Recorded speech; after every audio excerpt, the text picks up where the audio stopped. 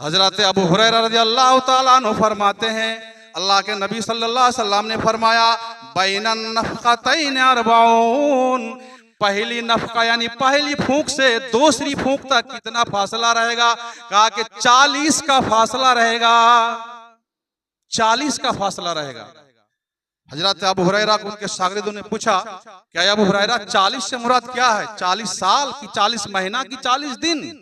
हदीस के अल्फाज है, तीनों मर्तबा अबू हुरैरा ने कहा कि आबाई तो मैंने इनकार किया, मुझे पता नहीं है कि अल्लाह के नबी ने 40 साल कहा कि 40 महीना कहा कि 40 दिन का, मुझे मालूम नहीं है। लेकिन जिस दिन क़यामत होगी सारे की सारी दुनिया फना हो जाएगी, कुल्लु मन अलैहा फान, सारी की सारी फना हो जाएगी। और जिस दिन लोग कब्र से उठेंगे, कब्र के जितनी लाशें हैं, मुर्दे सब सड़गल के खत्म हो जाएगा, सिर्फ एक चीज बची रहेगी, वो क्या है? यबला कुल्लु शैइन मिनल इंसान इल्ला अजबा ज़म्बिही फी युरक्कबुल खल्क़, हर इंसान के जो एक रीढ़ की हड्डी होती है, जो पीछे में है, जो शरीर के ऊपर में बीच में रीढ़ की हड्डी है, कयामत की सुबह तक रीढ़ की हड्डी को जमीन खा नहीं सकती है, बुखारी का हदीस है। इस रीढ़ की हड्डी से सब इंसान जमीन के अंदर से उठेगा। कैसे उठेगा? अल्लाह अकबर। अल्लाह रब्बुल आलमीन, अल्लाह के नबी सल्लल्लाहु अलैहि वसल्लम ने फरमाया है कि जब पहली मर्तबा फूंक मारा जाएगा, सब लोग घबराहट हो जाएंगे, सब लोग घबरा जाएंगे। और दूसरी बार जब फूंक मारेंगे तो दूसरी फूंक, और इस बीच में कितना फासला हुआ? दूसरी हदीस में मुहद्दिस ने लिखा है कि 40 साल, 40 सना, 40 साल का फासला रहेगा। यानी इसराफिल अलैहिस्सलाम पहली फूंक मारेंगे, उसको सारे लोग इस तरह घबरा जाएंगे, जो जहां है वहीं रहेगा, जो कब्र में है कब्र में रहेगा, ऊपर में ऊपर में रहेगा, आसमान में रहेगा। ये कब तक रहेगा? 40 साल तक देखते ही रहेंगे। कुल हुवल्लाहु अहद अल्लाहुस समद लम यलिद वलम यूलद वलम यकुल लहू कुफुवन अहद। वक़ाल अल्लाहु तआला फी मौज़िइन आखर, बिस्मिल्लाहिर रहमानिर रहीम, अल क़ारिअतु मल क़ारिअह वमा अदराका मल क़ारिअह, यौम यकूनुन नासु कल फ़राशिल मबसूस व तकूनुल जिबालु कल इहनिल मनफूश। वक़ाल अन्नबी सल्लल्लाहु अलैहि वसल्लम, तरक्तु फ़ीकुम अम्रैन लन तज़िल्लु मा तमस्सक्तुम बिहिमा, किताबुल्लाहि व सुन्नती। रब्बि इश्रह ली सदरी व यस्सिर ली अमरी वहलुल उक़दतम मिन लिसानी यफ़क़हू क़ौली। रब्बि ज़िदनी इल्मा। रब्बना हब लना मिन अज़वाजिना व ज़ुर्रिय्यतिना क़ुर्रता अय्युन वजअलना लिल मुत्तक़ीना इमामा। रब्बना आतिना फिद दुनिया हसनतौ व फिल आखिरति हसनतौ व क़िना अज़ाबन नार।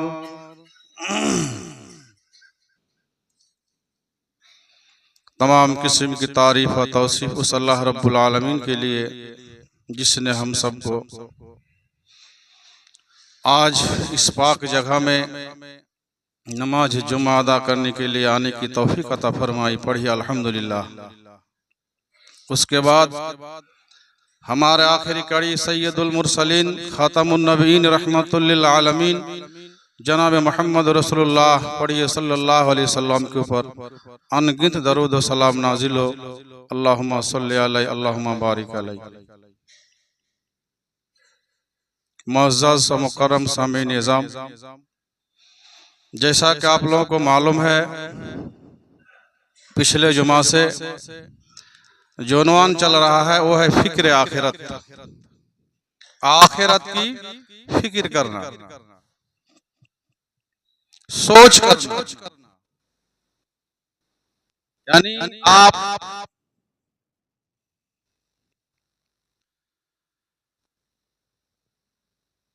किसी भी चीज के बारे में उस वक्त ज्यादा सोचेंगे, गौर व फिक्र करेंगे जब आप उसकी हकीकत को जानेंगे, उसके अहवाल को जानेंगे, तभी आपकी सोच और फिक्र होगी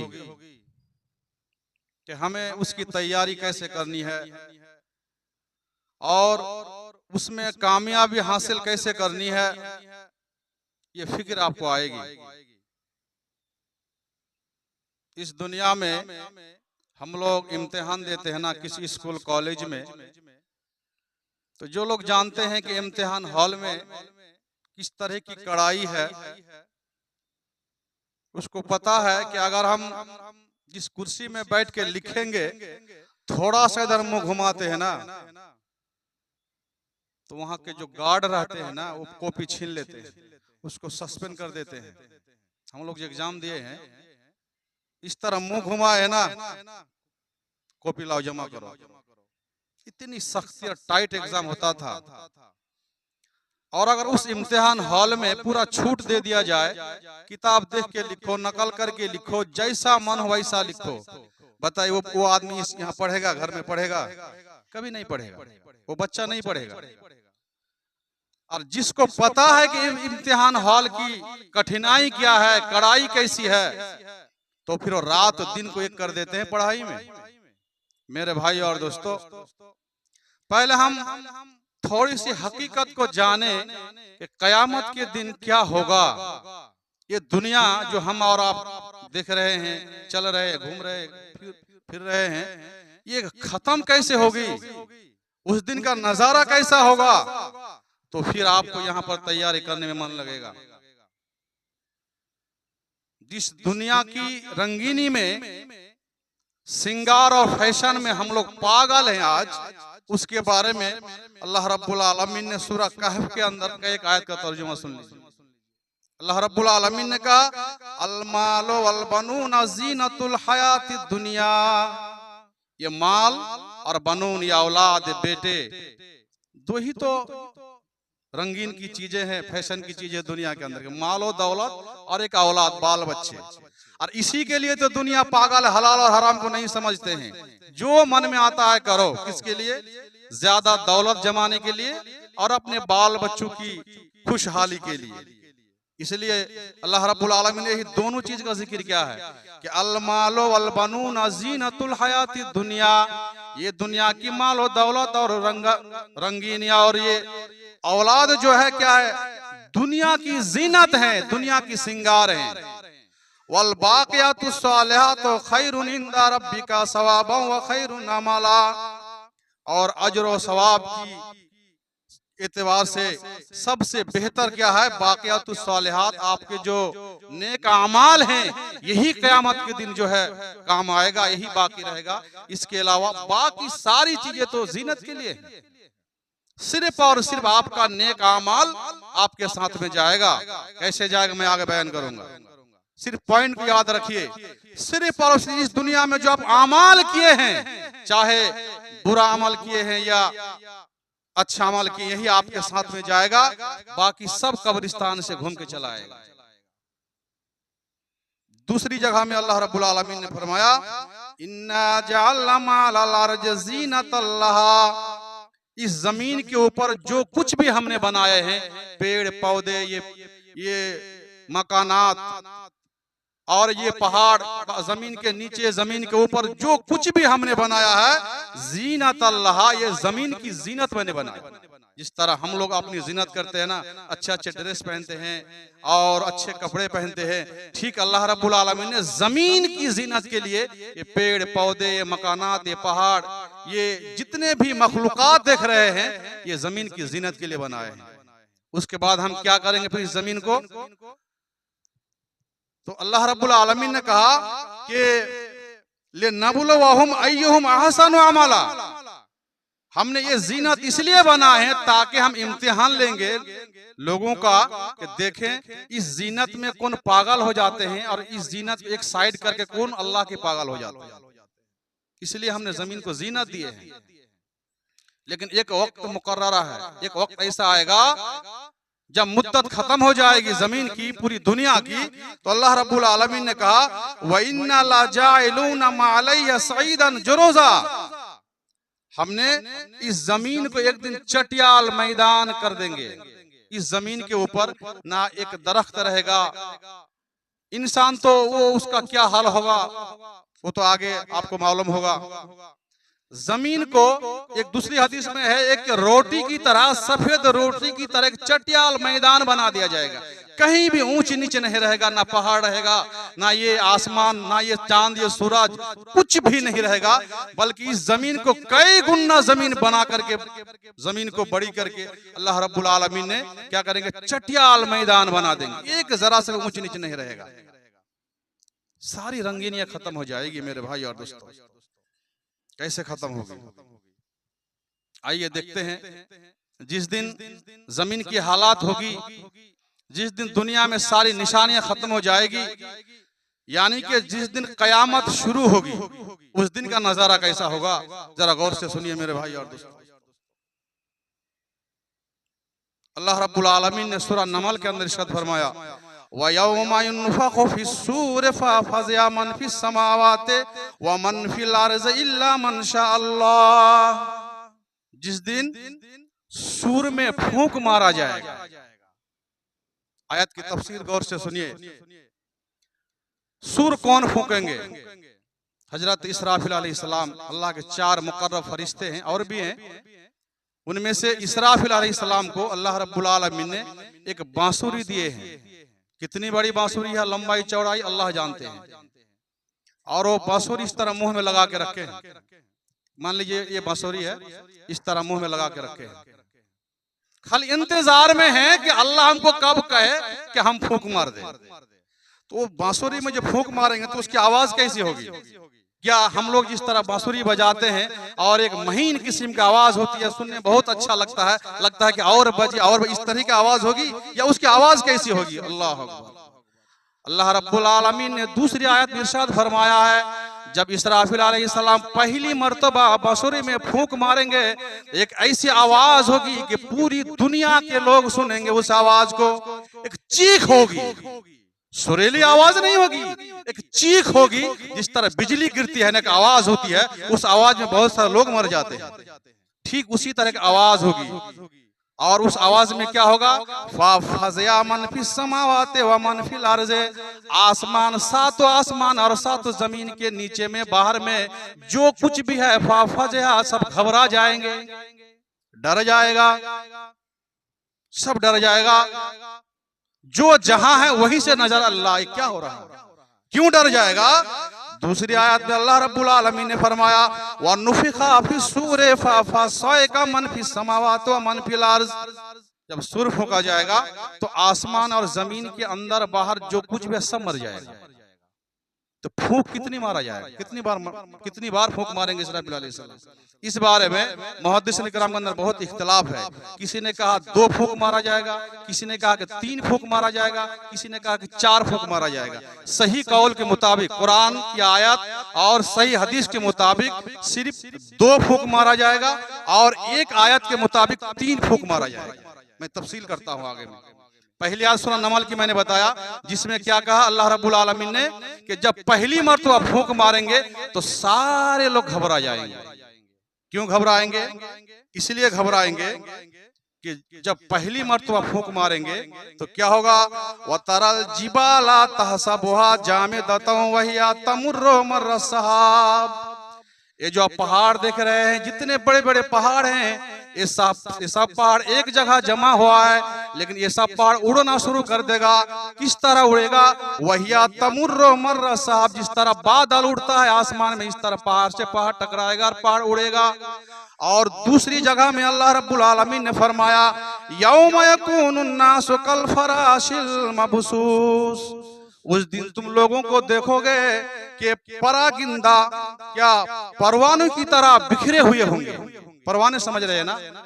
मैंने पिछले जो बताया था कि गर्मी के मौसम में एक जो है वो परवाना जो क्या होता है, वो अपने बिल से उड़ उड़ के आता है और वहां पर अगर आग जलती है, कोई मोमबत्ती अगर जलाते हैं तो उस प्लेट में आके गिरता है, इस पानी के ऊपर गिरता है वो सब परवाने आके। वो इधर से उधर, इधर से उधर, यानी किसी का सही रास्ता नहीं रहता है कि कौन किधर जाएगा, कौन किधर जाएगा, और इधर उधर जाते जाते वहीं पर मर जाता है। अल्लाह रब्बुल आलमीन ने मिसाल से समझाए, जब पहली बार फूंक मारा जाएगा तो लोग इस तरह घबरा जाएगा, इस तरह डर जाएगा कि लोग अपने परवाने की तरह जो इधर उधर भागते फिरेंगे, हाय क्या हो रहा है, क्या हो रहा है।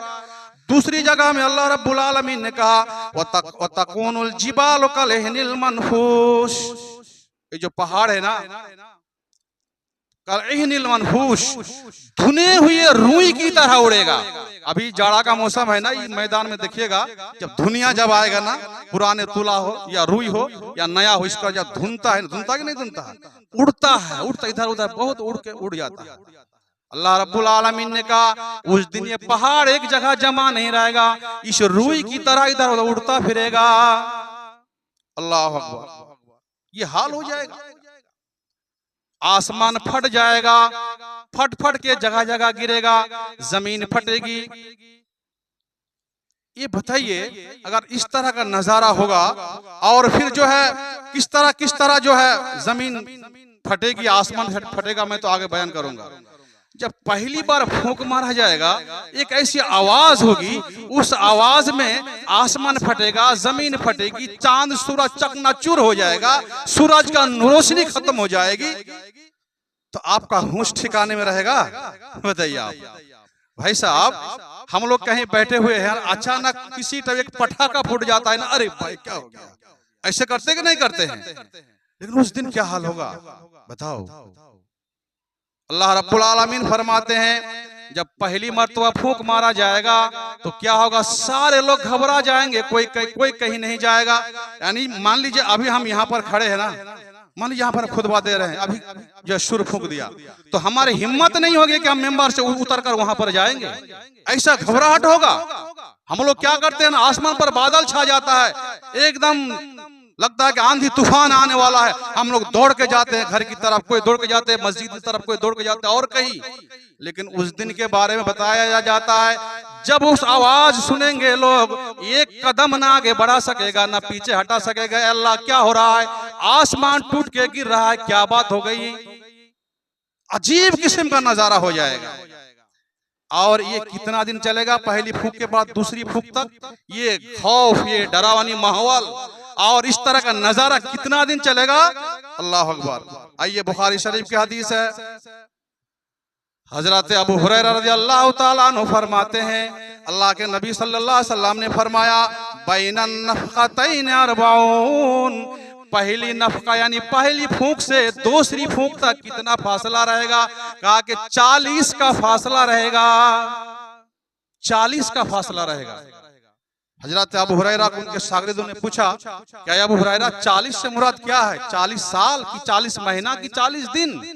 हदीस के अल्फाज है, तीनों मर्तबा अबू हुरैरा ने कहा कि आबाई तो मैंने इनकार किया, मुझे पता नहीं है कि अल्लाह के नबी ने 40 साल कहा कि 40 महीना कहा कि 40 दिन का, मुझे मालूम नहीं है। लेकिन जिस दिन क़यामत होगी सारे की सारी दुनिया फना हो जाएगी, कुल्लु मन अलैहा फान, सारी की सारी फना हो जाएगी।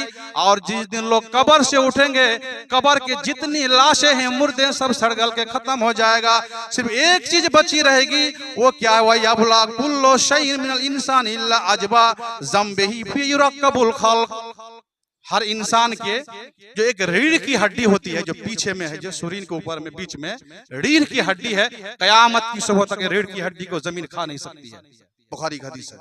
इस रीढ़ की हड्डी से सब इंसान जमीन के अंदर से उठेगा। कैसे उठेगा? अल्लाह अकबर। अल्लाह रब्बुल आलमीन, अल्लाह के नबी सल्लल्लाहु अलैहि वसल्लम ने फरमाया है कि जब पहली मर्तबा फूंक मारा जाएगा सब लोग घबराहट हो जाएंगे, सब लोग घबरा जाएंगे। और दूसरी बार जब फूंक मारेंगे तो दूसरी फूंक, और इस बीच में कितना फासला हुआ? दूसरी हदीस में मुहद्दिस ने लिखा है कि 40 साल, 40 सना, 40 साल का फासला रहेगा।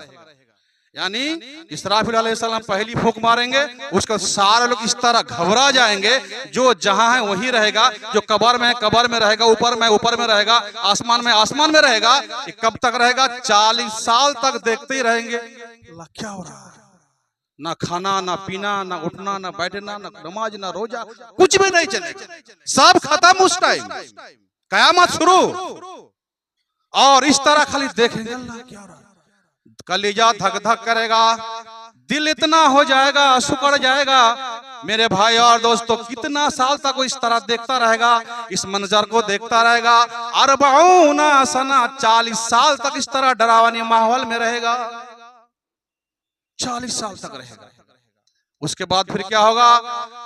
फिर अल्लाह व नुफ़िख़ा फी सूर फ़साइक़ा मन फी समावात व मन फिल अर्ज़, दूसरी मर्तबा जब फूंक मारा जाएगा तो क्या होगा? सारे आसमान और जमीन के ऊपर जो कुछ भी है सब क्या बेहोश मर जाएगा, सब मर के खत्म हो जाएगा।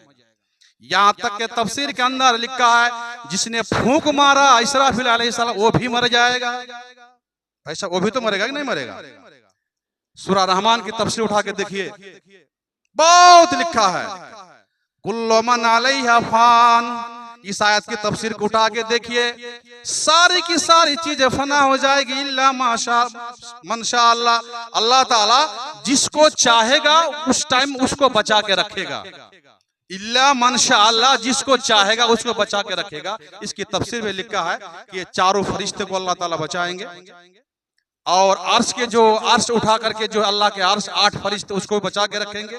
जन्नत जहन्नम को बचा के रखेंगे, जहन्नम के जो डरे हुए हैं उसके बचा के रखेंगे, जहन्नम के जो है इस्तिकबाल के लिए जो फरिश्ते हैं उसको बचा के रखेंगे, हुरईन को बचा के रखेंगे। ये लोग फना नहीं होंगे, ये लोग बचा के रखेंगे, ये लोग फना नहीं होंगे। लेकिन जब दूसरी मर्तबा फूंक मारा जाएगा, लेकिन जमीन और आसमान के ऊपर ये जो 4 फरिश्ते हैं ये सारे के सारे भी के मर जाएंगे। सिर्फ अजराइल को अल्लाह ताला बचा के रखेंगे, मलकुल मौत जो रूह कब्ज करते हैं, जो फूंक मारते हैं ना, इसकी भी मौत हो जाएगी। तो मौलाना फिर तीसरी बार जब फूंक मारेंगे, जब लोग उठेंगे तो फिर वो कौन फूंक मारेगा? तफसीर के अंदर लिखा है कि इसराफिल अलैहिस्सलाम दूसरी मर्तबा फूंक मारने के बाद वो भी मर जाएगा, वो भी बेहोश हो जाएगा, सब के सब बेहोश हो जाएंगे, सिर्फ मलकुल मौत जिंदा रहेगा। अल्लाह रब्बुल आलमीन फिर अल्लाह की कुदरत से, अल्लाह की कारीगरी से फिर इसराफिल अलैहिस्सलाम को दोबारा जिंदा करेगा। पता ये चला कि सारी मखलूकात तबाह होने के बाद, बर्बाद फना होने के बाद, सबसे पहले जिसको जिंदा किया जाएगा वो इसराफिल अलैहिस्सलाम होगा। क्यों?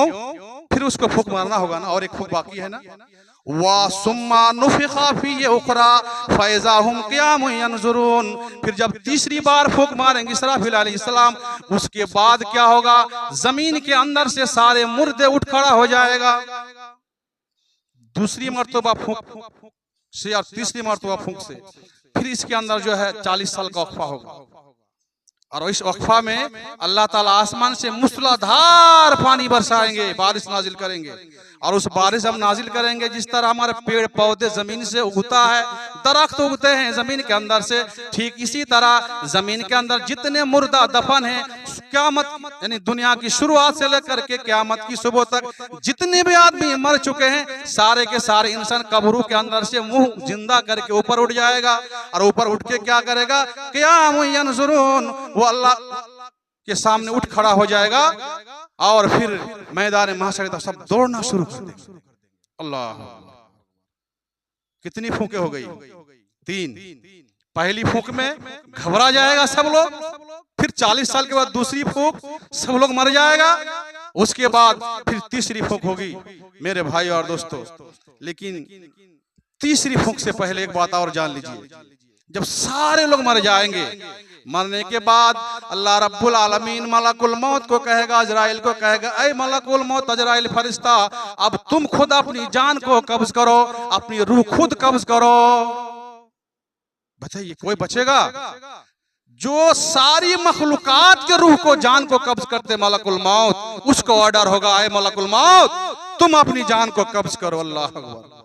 मलकुल मौत अपना हाथ को अपने अंदर डालेगा और जब वो अपनी जान को खींचेगा, अल्लाह रब्बुल आलमीन मलकुल मौत तफसीर के अंदर लिखा है कि मैंने जितने भी लोगों की आज तक जान कब्ज की है, मुझे उस दिन इतनी तकलीफ होगी, इतनी तकलीफ होगी, अगर मैं जानता तो शायद मैं ये जिम्मेदारी नहीं लेता कि मैं लोगों की जान कब्ज करूं। इतनी तकलीफ होगी। बहरहाल वो तकलीफ को बर्दाश्त करके अपने अंदर से जान को इस तरह निकालेगा और निकालने के बाद अपनी जान को मुट्ठी में पकड़ेगा और उस मुट्ठी को बांधते हुए अल्लाह के अर्श अजीम के सामने चला जाएगा और जाने के बाद कहेगा, अल्लाह मैं हाजिर हूँ अपनी जान लेकर के। अल्लाह रब्बुल आलमीन ने कहा तुम्हारी जान को इल्लीन में रख दो। एक है इल्लीन, एक है सिज्जीन। 7 आसमान के ऊपर अर्श अजीम के पास है इल्लीन जगह, जो सारे मोमिन की रूहें जाने होती हैं, और 7 जमीन के नीचे जो सिज्जीन है वो सारे काफिर बेईमान मुशरिकों की रूहें होती हैं। अल्लाह रब्बुल आलमीन कहेगा, ऐ मलकुल मौत, तुम अपनी जान को इल्लीन में रख दो। जब इल्लीन में इस तरह मुट्ठी को खुलेगा, उस वहां पर उस जान को रख देगा, धड़ास करके गिरेगा, मलकुल मौत गिरेगा। अल्लाह, सारी चीजें फना हो जाएगी, सारी चीजें फना हो जाएगी मेरे भाई और दोस्तों। तो मेरा कहने का मकसद यह है कि ये नजारा होगा, उसके बाद और क्या क्या होगा जिस दिन सुर फूका जाएगा। वक्त ज्यादा होने जा रहा है मेरे भाई और दोस्तों, सिर्फ एक हदीस में बयान कर खत्म करता हूँ। मैं फिक्र दिलाता हूँ आप लोगों को।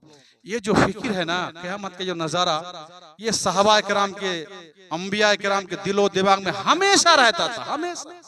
वो लोग ये नहीं सोचते थे कि मैंने दाहिना जाने में सलाम फिरा, फिर बाएं जाने हमको मौका मिलेगा कि नहीं मिलेगा, ये कभी नहीं सोचता था। मैं सिर्फ एक हदीस बयान करता हूँ, किस तरह फिक्र होती थी उन लोगों को मेरे भाई और दोस्तों। हजरत साद बिन मुआज रज़ी अल्लाह ताला अन्हु मशहूर सहाबी है, मदीना में मसअब बिन उमैर के हाथ में इस्लाम कबूल किया था, और अल्लाह के रास्ते में लड़ते लड़ते लड़ते जंगे खंदक में एक काफिर और मुशरिक ने उसको एक तीर मारा था। अकहल नामी एक यहाँ का सीना का एक रग कट गया।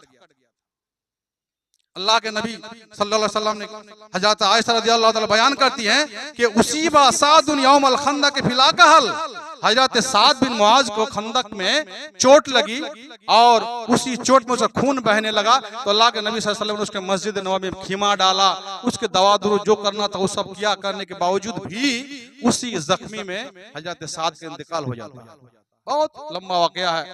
मैं सिर्फ एक आखिरी पॉइंट आप लोगों को बता रहा हूं कि कयामत की फिक्र और कबर की फिक्र सहाबा किराम को कैसी थी। अल्लाह अकबर।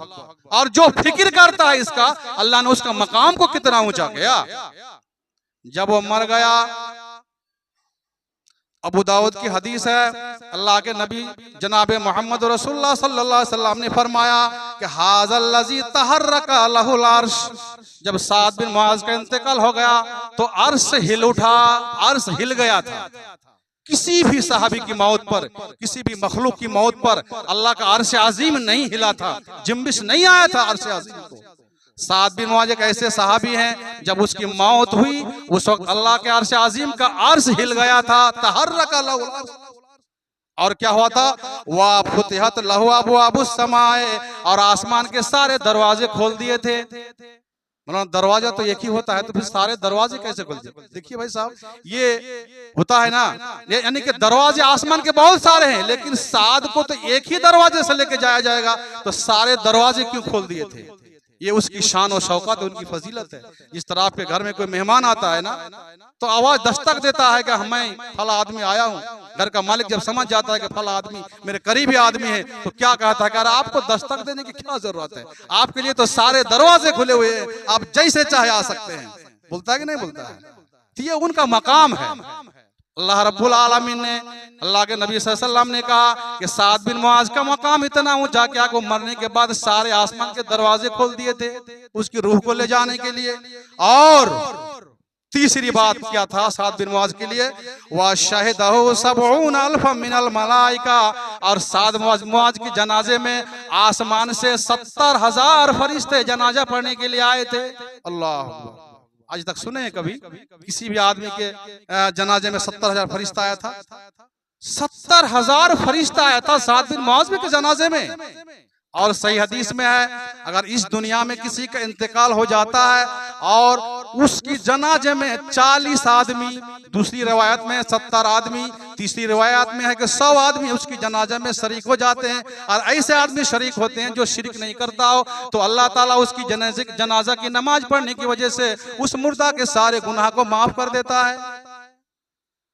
इस दुनिया में अगर 40 आदमी, 70 आदमी, 100 आदमी जनाजे में हाजिर होते हैं तो किसी मुर्दा की नजात हो जाती है, तो उस साद बिन मुआज का मकाम क्या होगा जिसकी जनाजे में 70,000 फरिश्ते। अल्लाह, क्या मकाम होगा। दूसरी बात क्या है कि साद बिन मुआज के जनाजे खुद अल्लाह के नबी जनाब मोहम्मद रसूलुल्लाह सल्लल्लाहु अलैहि वसल्लम पढ़ा रहे हैं। जनाजा पढ़ाने के बाद खुद अल्लाह के नबी पढ़ाए हैं। 70,000 फरिश्ते, लाखों का मजमा, सहाबा किराम का मजमा, जब उसकी जनाजे की खटली उठा रहे हैं, 4 सहाबा किराम उठा, तो चूंकि साद बिन मुआज थोड़ा भारी भरकम मोटे ताजे आदमी थे, लहीम सहीम थे, तो जब किसी वजनी चीज को आप उठाएंगे तो आपकी उठाने की कैफियत ही अलग होगी। 4 सहाबा किराम चारों खटली के चारों किनारे पर खड़े हो गए और बहुत ही ताकत लगा के उठा रहे हैं उसकी जनाजे को। जब खटली को उठाया तो लगता है कि खटली के ऊपर कोई है ही नहीं, कुछ भी नहीं है, सिर्फ खटली के वजन है।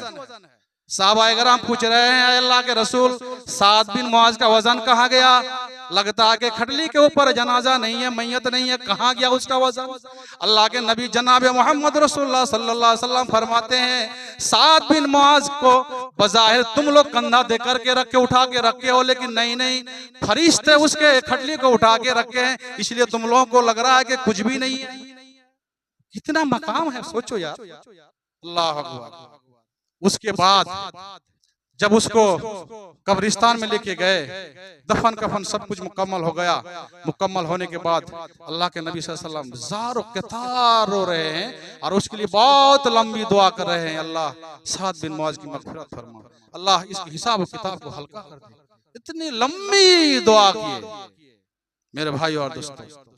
सहाबा किराम दुआ खत्म होने के बाद पूछते हैं, क्या अल्लाह के रसूल, हम लोग एक अजीब मामला देखे हैं कि आपने अभी अभी बयान किया कि साद बिन मुआज के जनाजे में 70,000 फरिश्ते हैं, आप इमामत कर रहे हैं और फिर इतनी लंबी दुआ करने की क्या जरूरत? वैसे तो अल्लाह ताला उसको ऐसे ही माफ फरमा देंगे, उसको तो ऐसे ही माफ फरमा दिए, फिर इतनी लंबी दुआ करने की क्या जरूरत है? अब इस आखिरी जुमला को सुन लीजिए, अल्लाह के नबी ने क्या कहा। अल्लाह अकबर। अल्लाह के नबी सल्लल्लाहु अलैहि वसल्लम ने फरमाया, लक़द ज़ुम्मा ज़म्मतन सुम्मा फुर्रिजान हो।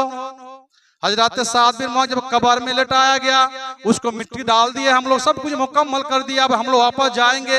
इतने में मुझे टेलीफोन हो गया, मुझे वही के जरिए मालूम हो गई ये बात कि कब्र हजरत साद बिन मुआज किस तरह भेज रही है, इस तरह दबोच रही है, इधर की पसलियां इधर जाती है, इधर की पसलियां इधर जाती है। अल्लाह, मैंने अल्लाह के हाथ उठाया, अल्लाह तू साद बिन मुआज को माफ कर दे। इतने बड़े जलीलुल कदर साहबी, मैं दुआ करते रहा, मैं दुआ करते रहा, दुआ करते रहा, सुम्मा फुर्रिजान हो, यहाँ तक कि कब्र कुशादा कर दी गई और हमेशा के लिए कुशादा कर दी गई। मेरे भाई और दोस्तों, बस इस पॉइंट को सुन लीजिए। साद बिन मुआज इतने बड़े साहबी हैं और उसको कब्र इस तरह भेज रही है, दबोच रही है, आखिर क्यों? सिर्फ साद बिन मुआज नहीं, हदीस को तहकीक कीजिए, उलमाए करम रिसर्च कीजिए, इस दुनिया से जो भी कब्र में जाएगा, चाहे मुसलमान हो, चाहे काफिर हो, चाहे मुशरिक हो, पहली मर्तबा कब्र सबको दबोचेगी। जन्नती होने के बावजूद भी कब्र सबको दबोचेगी और वो दबोचना इतना कठिन होगा, अल्लाह अकबर, इतना कठिन होगा, कहा नहीं जा सकता है। मोमिन के लिए सिर्फ एक बार कब्र दबोचेगी और काफिर मुशरिक बेईमान के लिए क़यामत तक के लिए कब्र जो है उसको दबोचती रहेगी। तो साद बिन मुआज को भी कब्र ने दबोचा। अल्लाह के नबी जनाब मोहम्मद रसूलुल्लाह सल्लल्लाहु अलैहि वसल्लम ने फरमाया, मैंने सोचा था कि अगर किसी को कब्र की दबोचने से, भेजने से अगर किसी को नजात मिलेगी तो साद बिन मुआज को मिलेगी, लेकिन साद बिन मुआज को भी अल्लाह ने नहीं छोड़ा। साद बिन मुआज को भी अल्लाह ने नहीं छोड़ा, कब्र ने नहीं छोड़ा, उसको भी कब्र ने भेजा। और इसी की वजह से तो साद बिन मुआज को इतना बड़ा मकाम जो दिया, क्यों दिया? इसलिए दिया, दूसरी हदीस के अंदर है कि साद बिन मुआज रज़ियल्लाहु 3 काम क्या करते थे।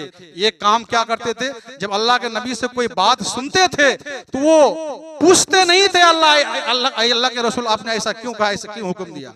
हुक्म हुआ करना शुरू। हम लोग पूछते हैं ना, ऐसा क्यों करेंगे मौलवी साहब, ऐसा क्यों करेंगे, 14 रोज सवाल ठोकता है। लेकिन साहबा का ये आदत थी और खास करके साद बिन मुआज की आदत ज्यादा थी, जो भी हुक्म हुआ कर डालो, पूछना नहीं है कि क्यों। दूसरी सिफात, दूसरी आदत क्या थी, जब वो नमाज पढ़ते थे तो नमाज इतना खुशू के साथ पढ़ते थे कि वो हम उसका ध्यान नमाज से किधर जाता ही नहीं था। लिखा है उसकी जिंदगी में,